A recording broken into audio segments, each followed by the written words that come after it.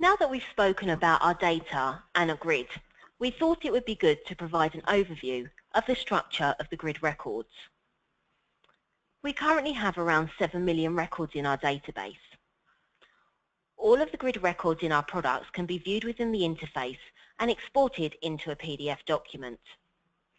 All records are clear and concise, but we thought it would be useful to provide a walkthrough of the particular elements.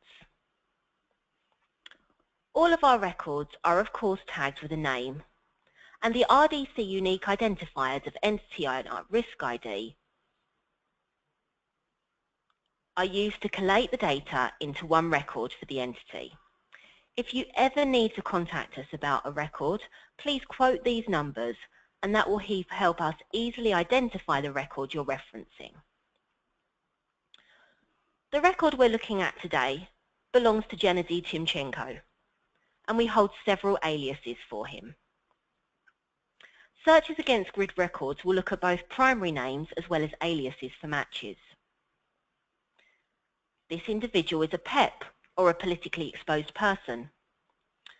For those not familiar with what a PEP is, the Wolfsberg Group defines a PEP as an individual who has or has had positions of public trust, such as government officials, senior executives of government corporations, politicians, important political party officials, etc., and their families and close associates. We therefore define PEPs into 14 different types, which will range from head of state all the way through to family and associates.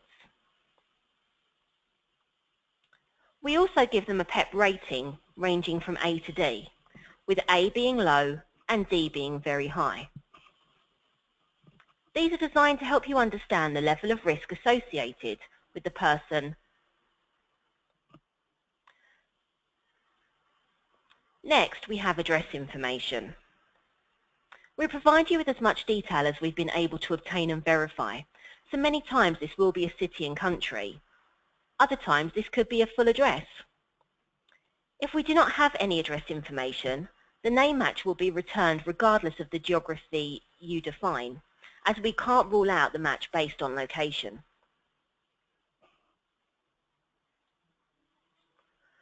Many of our records contain a riskography, and this is a useful summary to let you know why the person appears on grid.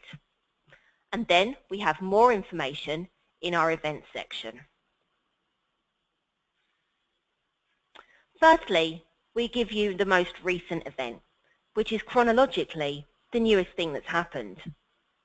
This is useful, whereas in an example like this, the events section itself is extensive. All of the items in the events section are ordered by level of severity in line with our data filter.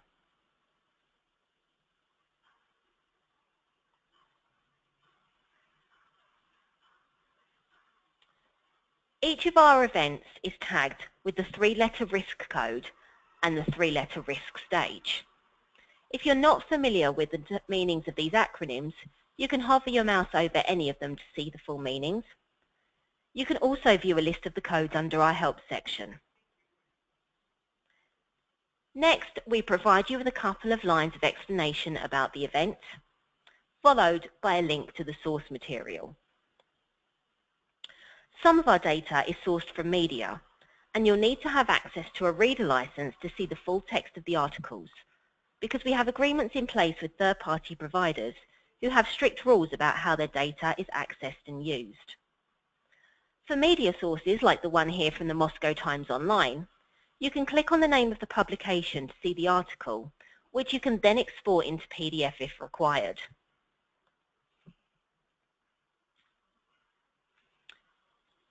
Going back into the main record, you'll see that other data is derived from non-media sources. The list of these sources is extensive and include a number of publicly available lists, such as sanctions, government lists, and enforcement lists. You can see on this record the source of the events includes submissions from OFAC and the UN sanctions list, and will provide full URLs at the bottom of the screen under the source information section to save you having to search on the main website, which is where these links may take you.